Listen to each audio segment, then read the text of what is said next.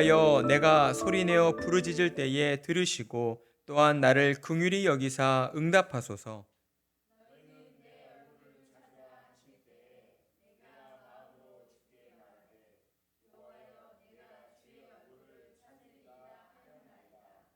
주의 얼굴을 내게서 숨기지 마시고 주의 종을 노하여 버리지 마소서. 주는 나의 도움이 되셨나이다. 나의 구원의 하나님이시여, 나를 버리지 마시고 떠나지 마소서.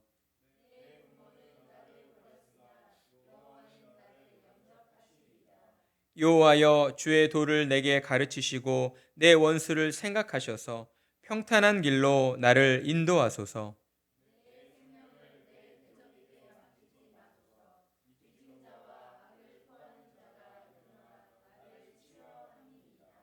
내가 산 자들의 땅에서 여호와의 선하심을 보게 될 줄 확실히 믿었도다.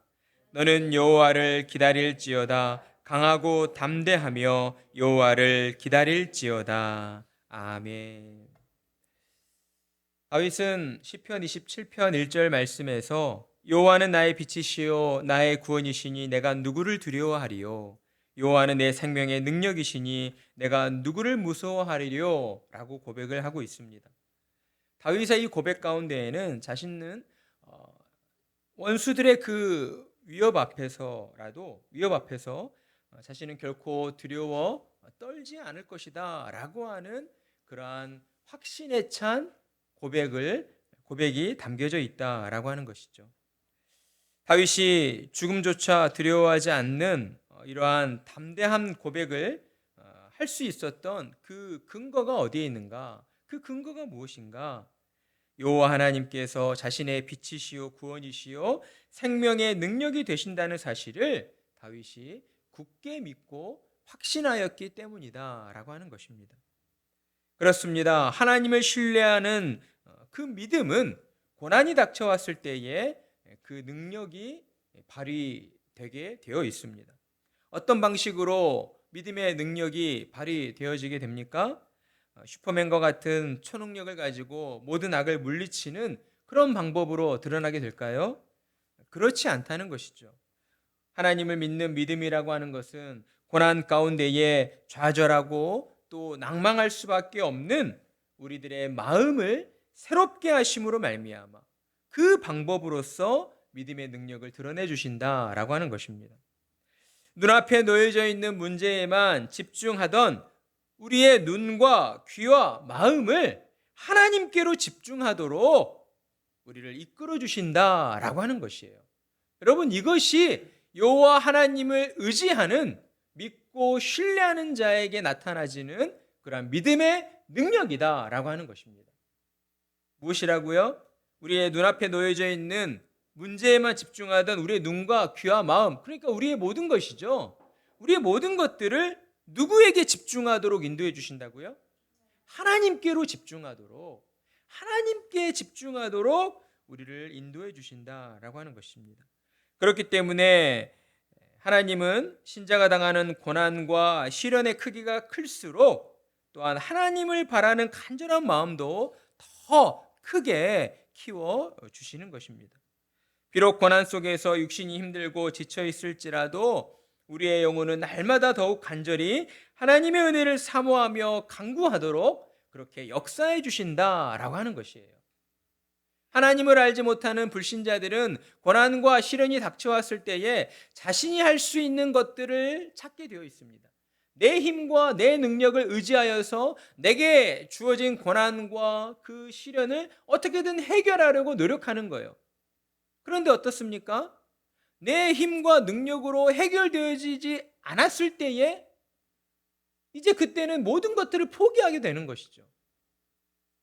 내 힘과 능력으로 어찌할 수 있는, 아무것도 할 수 있는 게 없구나 라고 자포자기하면서 자기의 인생과 자기의 삶을 내려놓는, 그렇게 포기해버리는 그런 안타까운 지경에 이르고 만다라고 하는 것입니다.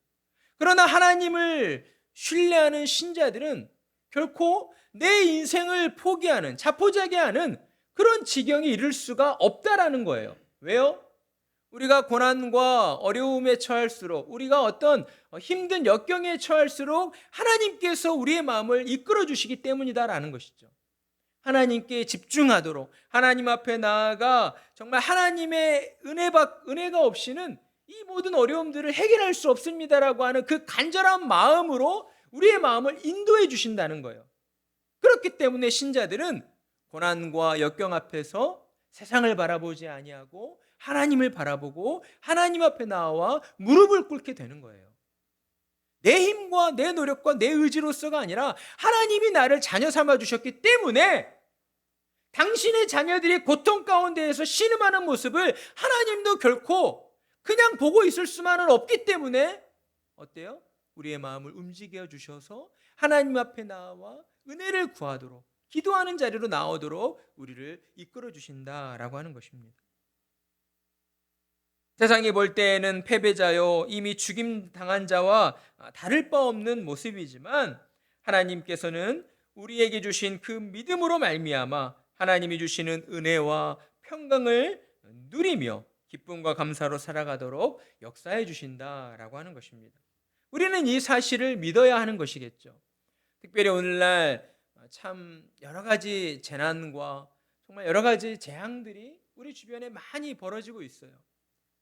우리가 아무리 우리의 삶을 잘 영위해 간다라고 한다라고 할지라도 내일 내게 어떤 일이 벌어질지 우리가 알 수 없는 그런 시간들을 우리가 살아가고 있습니다. 그렇기에 우리는 더더욱 우리의 영혼의 주인이 되어주시는 하나님을 전적으로 의지하고 신뢰해야 한다라고 하는 것이죠. 다윗은 죽음의 위협 앞에서도 하나님이 주시는 평강의 삶을 누리고 있었다라고 하는 것입니다. 그렇기에 그는 군대가 진을 치고 자신을 죽이려 하는 상황 속에서도 두려워하지 아니하고 도리어 더욱 간절히 하나님의 집에 거하면서 저는 하나님의 아름다움을 찬양하며 살아가기를 사모합니다라고 하나님 앞에 고백드릴 수 있었다라고 하는 것이죠. 하나님께서 자신을 구원해 주신다라고 하는 그 믿음의 확신을 가지고 있었던 다윗이었기에 다윗은 고난 앞에서, 시련 앞에서 굴하지 아니하고 낭망하지 아니하고 더욱더 하나님을 바라보며 하나님께로 나아가 하나님의 은혜를 구하며 기도드렸다라고 하는 것입니다. 하나님이시여 나의 부르짖는 기도를 들으시고 나를 불쌍히 여기사 응답해 주소서. 아멘. 다윗은 하나님께 긍휼을 구하는 자를, 하나님께서 긍휼을 구하는 자를 긍휼히 여겨주시고 또한 도와주신다는 것을 굳게 믿고 있었습니다. 여러분, 우리도 이러한 굳은 믿음이 있어야 하는 거예요. 여러분, 우리가 인생을 살면서 여러분이 바라고 원하는 대로, 여러분이 계획한 대로 여러분의 삶이 이루어지는 일이 과연 몇 프로나 되겠습니까? 우리의 힘과 능력으로 이룰 수 있는 것들은 그다지 많지 않다는 것이죠. 우리가 살아가는 이 세상 가운데에서는 너무나 많은 불확실성, 그리고 불안전함, 그리고 모든 일들이 어때요? 언제 어떻게 어디로 튈지 모르는 그러한 일들 속에 우리가 살아가고 있기 때문에 우리 자신을 믿는다는 것은 그만큼 어리석은 자이다 라고 밖에는 할 수가 없다라는 것입니다. 자기 자신을 믿을 수는 없어요. 내가 내일 어떻게 될지도 모르는데 어떻게 나를 믿는다라고 그렇게 이야기할 수가 있겠습니까? 우리는 하나님만을 믿고 하나님의 도우심을 구하는 자들이 되어야 한다라고 하는 것이죠. 긍휼을 구하는 자에게 긍휼을 베풀어 주시는 하나님이심을 온전히 믿었던 다윗이었기에 다윗은 하나님 앞에 나아가 자신의 모든 것들을 부인할 수가 있었던 거예요. 자신이 가지고 있던 권력, 자신이 가지고 있었던 힘, 그리고 어떤 명예, 부, 이런 모든 것들을 부인할 수가 있었다라는 것이죠. 여러분, 하나님을 전적으로 신뢰하는 자는요, 내게 주어진 환경들을 어떤 제2의 어떤 나를 도와줄 수 있는 그런 어떤 변수로 남겨두질 않습니다. 하나님을 전적으로 신뢰하는 사람은 내게 있는 모든 것들을 부인하는 그러한 믿음의 고백을 드리게 된다라고 하는 거예요. 사도 바울이 예수님을 구주로 믿고 영접하게 되자 어때요? 자신이 가지고 있었던 로마 시민권, 태어날 때부터 정통성 있는 그러한 율법가였잖아요. 바리새인이었잖아요. 바리새파에 속한 그러한 어떤 상류층에 속한 사람이었어요. 그는 예수님을 만나게 되자 자신의 모든 신분, 지위, 학벌, 학력 이 모든 것들이 아무런 부질없는 것이다. 오물과 같다라고 그렇게 고백을 하고 있잖아요. 다윗도 마찬가지였다는 거예요.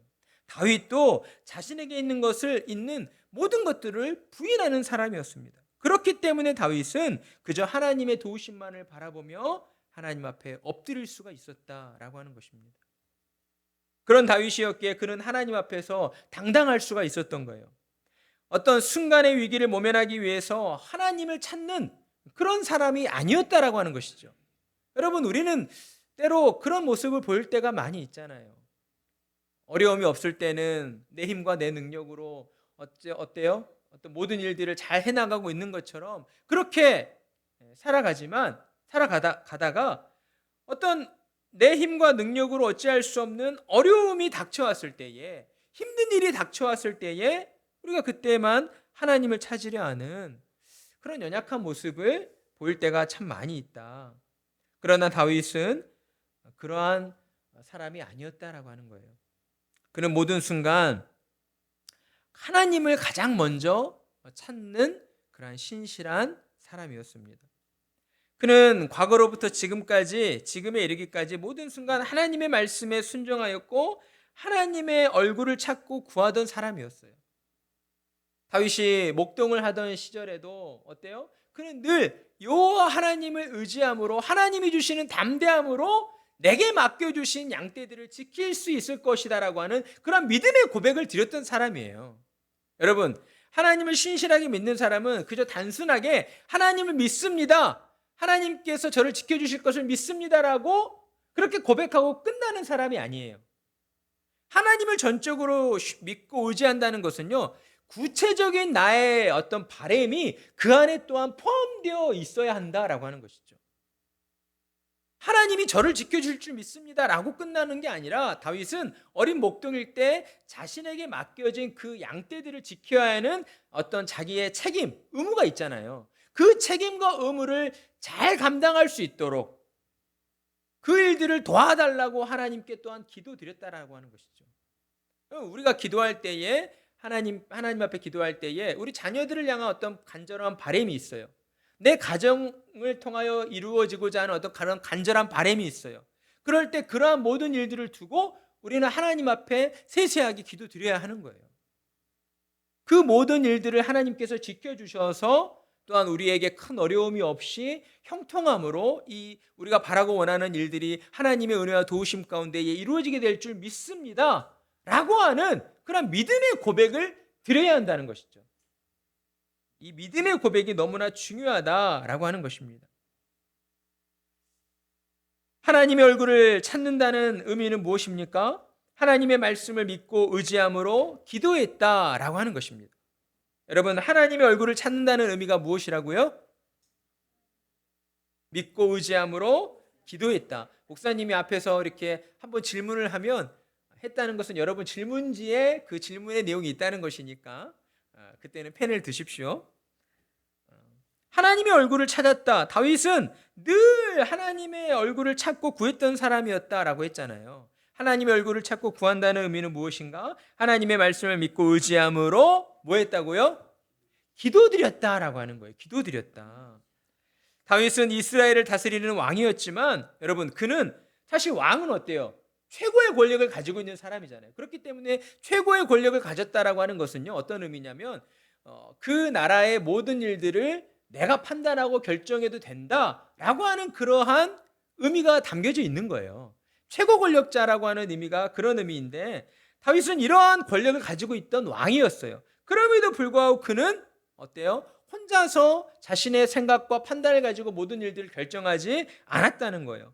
도리어 어떤 큰 어려운 일들 앞에서 큰 결정을 내려야 되는 그러한 상황들 앞에서 다윗은 도리어 자신이 가지고 있는 권력을 내려놓았던 사람이었습니다. 그리고 하나님 앞에 나아가 무릎을 꿇고 하나님께 은혜를 구하며 기도를 드렸어요. 하나님, 어떻게 해야 합니까? 이 순간 제가 어떤 결정을 내려야 이 나라, 이 민족이 더욱 형통하고 잘 살게 되겠습니까?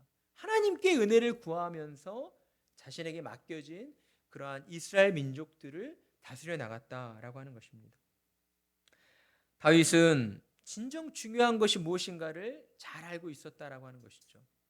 하나님 앞에 나아가 기도드리는 것보다 더 중요한 일은 자신에게 있을 수 없다라고 하는 것을 다윗은 잘 알고 있었어요. 그렇기 때문에 목사님이 앞에 서서 늘 말씀을 드리는 거예요. 우리 자녀들, 특별히 열심히 공부하고 있는 우리 학업 가운데 있는 자녀들, 하나님 앞에 기도할 때에 뭘 기도해야 돼요? 지혜를 주시라고 기도를 드려야 돼요. 하나님, 이번에 제가 정말 100점 맞게 해주세요. 이런 어떤 구체적인 점수도 중요하겠지만 그보다 더 중요한 것은 하나님, 저에게 지혜를 주십시오. 지혜를 주셔서 제가 열심히 공부한 만큼의 그 결과, 실수하지 아니하고 놓치지 아니하고 제가 이만큼 열심히 노력했잖아요. 그 노력한 결과들을 얻을 수 있도록 하나님, 제게 지혜를 주시고 도와주십시오. 여러분, 시험 보기에 앞서서, 공부하기에 앞서서 이렇게 기도하잖아요. 하나님이 지혜를 주신다니까요. 하나님이 여러분 가운데에 지혜를 주셔요. 여러분, 삶의 경륜이 쌓여갈수록 예전에 몰랐던 것들을 자연스럽게 깨닫게 되어지는 것들이 있어요. 목사님도 그런 것들을 참 많이 느끼고 있거든요. 정말 우리 사모님이 저한테 그냥 흔한 말로 우리 아빠는 손으로 못하는 게 없다 이런 말씀을 그냥 가끔씩 하시는데, 이게 가지고 태어난 그런 감각적인 것일 수도 있겠지만 제가 인생을 살면서 쭉 살아오니까 예전에 몰랐던 것들, 그러니까 단순한 논리이고 원리임에도 불구하고 예전에 몰랐던 것들을 살아오면서 삶의 경륜을 통하여 자연스럽게 깨달아지게 되는 게 있더라고요. 그러다 보니까 어떠한 간단한 일을 함에 있어서도 어때요? 그렇게 어렵지 않게 또 실수하지 않고 어떤 일들을 해낼 수 있는, 예전에 이제 이게 비슷한 비유일지 모르겠지만 그 조기 축구를 하시는 분들이 계셔요. 50대 60대 이상의 어르신들이 날마다 모여서 축구를 하셔요. 그런데 조기 축구를 하시는 분들의 축구하는 걸 보면요, 이 손흥민이나 이런 이강인 선수들처럼 막 아주 현란한 발재간으로 볼을 드리블을 하면서 막 앞에 수비수들 제끼고 전혀 그런 게 없어요. 그런데 웃긴 거는요, 천천히 공을 몰고 가면서 탁탁탁탁 치고 가는데 그걸 젊은 20대 청년들이 막지를 못한다는 거예요. 왜냐하면 젊은 20대 청년들은 혈기가 있어요.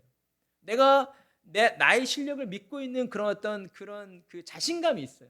그러니까 저 나이대의 저 어르신들이 골 몰고 오는 거 내가 쉽게 막을 수 있어, 쉽게 지킬 수 있어, 이런 마음들이 있어요. 그런데 삶의 경륜이 있는 그러한 어른들이 하는 축구는요, 급하게 하지 않아요. 그러니까 도리어 저 앞에서 수비하는 친구, 달려오는 친구가 어디로 올 것이다, 이런 것들을 급하지 않는 마음으로 잘 판단해내서 그렇게 피해서 또 공격을 하는 그런 지혜를 갖게 된다는 것이죠. 여러분, 이런 것들이요, 삶의 경험을 통해서, 경륜을 통해서 얻게 되어지는 지혜인데, 하나님 앞에 기도하는 사람은 이러한 지혜를 하나님의 은혜로 말미암아 어린 나이임에도 불구하고 얻게 된다는 것이죠. 다윗이 그런 사람이었다는 거예요. 그런 지혜를 가지고 있으니까요, 자신을 위협하고 자신을 죽이려고 둘러싸고 군대 진을 쳐 있는 수많은 적들 앞에서도 두려워하지 않을 수 있는 거예요. 그런 대범함이 그의 마음 가운데에 있었다라고 하는 것이죠. 하나님을 의지함으로 하나님께 기도하는 자는요, 이처럼 하나님이 주시는 은혜로, 하나님이 주시는 지혜로 세상의 모든 일들을, 또 내 앞에 놓여져 있는 수많은 일들을 지혜롭게 슬기롭게 헤쳐나갈 수 있는 그러한 사람이 된다라고 하는 것입니다. 다윗은 하나님의 은혜를 구하며 하나님의 얼굴을 찾으며 간절히 기도하였습니다. 다윗이 그렇게 간절히 기도하였다라고 하는 것은 다른 표현으로는 그가 그만큼 영적으로 깨어 있었다라는 것이라고 할 수가 있습니다. 여러분, 영적으로 깨어 있었다는 것의 의미가 또한 어떤 의미인가? 다윗이 고백하고 있는 9절의 말씀에 그 의미가 담겨져 있어요. 주의 얼굴을 내게서 숨기지 마시고 주의 종을 노하여 버리지 마소서. 주는 나의 도움이 되셨나이다. 나의 구원의 하나님이시여 나를 버리지 마시고 떠나지 마소서. 아멘. 여러분, 영적으로 깨어있다, 영적으로 깨어서 하나님 앞에 간절히 하나님의 얼굴을 찾고 구하며 기도했다라고 하는 것은요, 반대로 그 신자의 마음 가운데 어떤 마음이 담겨 있어요? 하나님이 혹여 나를 버리시지는 않을까, 나를 떠나시지는 않을까라고 하는 그러한 거룩한 두려움의 마음이 어떤 마음이라고요? 거룩한 두려움. 목사님이 2번 질문을 하면 질문지에다가 써야 될 거니까 펜을 들어야 될 텐데, 거룩한 두려움의 마음이 어때요?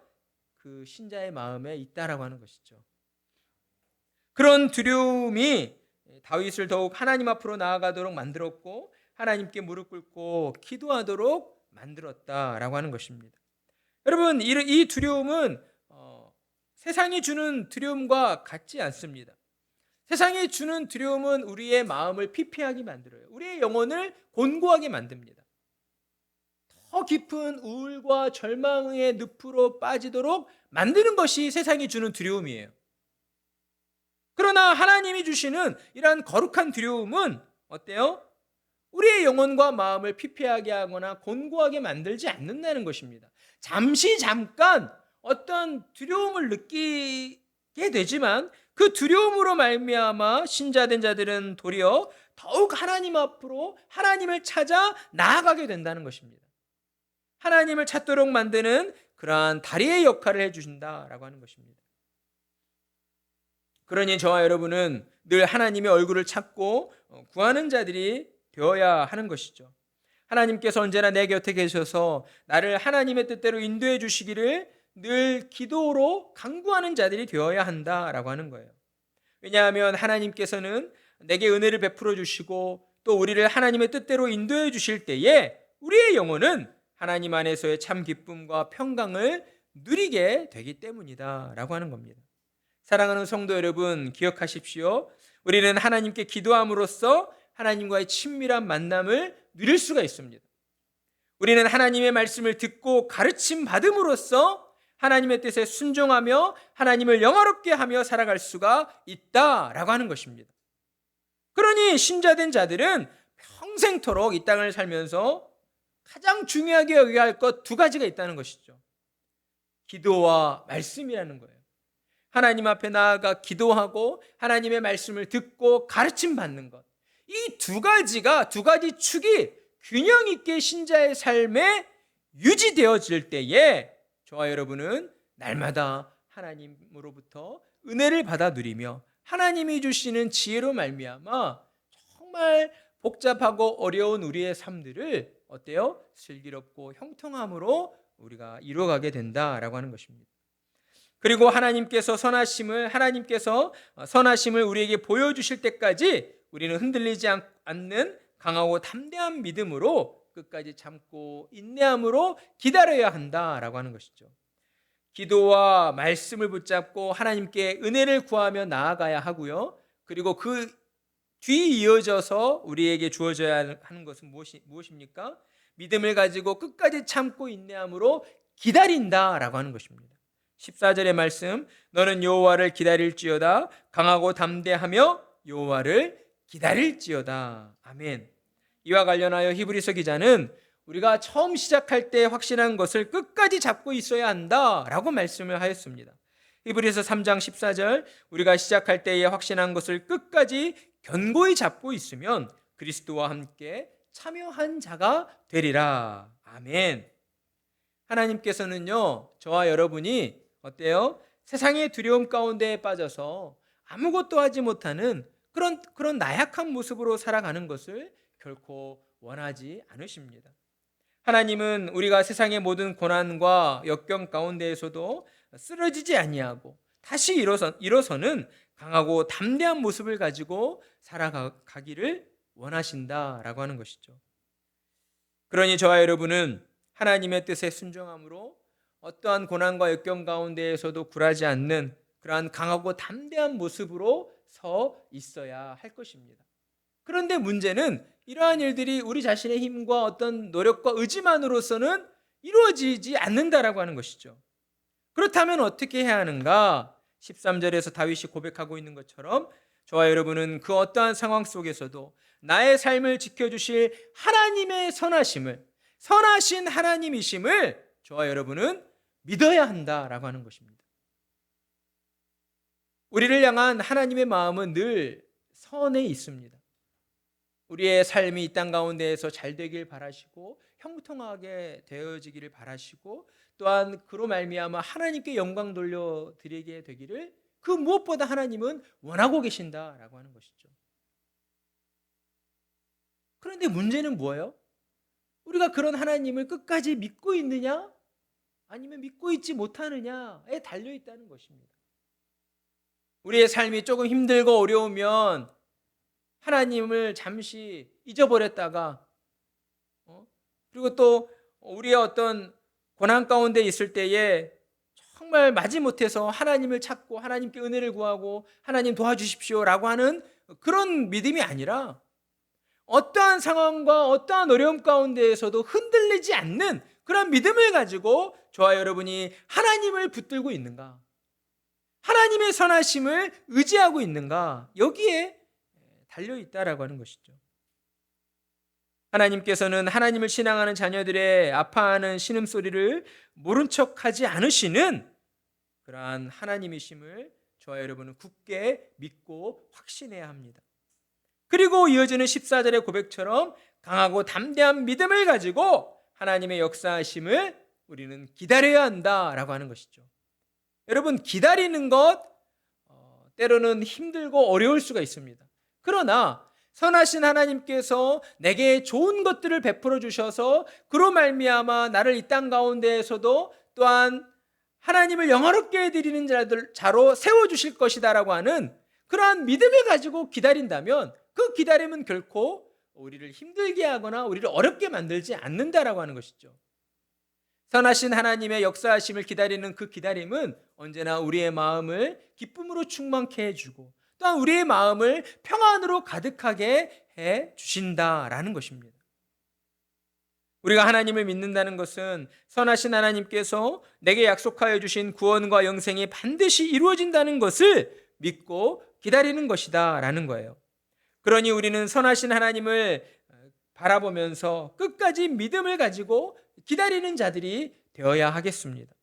흔들림 없는 믿음으로 끝까지 참고 기다리면서 하나님의 긍휼을 구하는 자에게 하나님께서는 반드시 하나님의 선하심으로 역사해 주시기 때문이다 라는 것입니다. 사랑하는 성도 여러분, 고난 속에서 오직 믿음으로 하나님의 얼굴을 찾고 구하며 나를 통하여 역사하실 선하신 하나님의 영광을 기다리며 나아가시는 참으로 복된 성도님들의 삶이 되시기를 간절한 마음으로 축복합니다.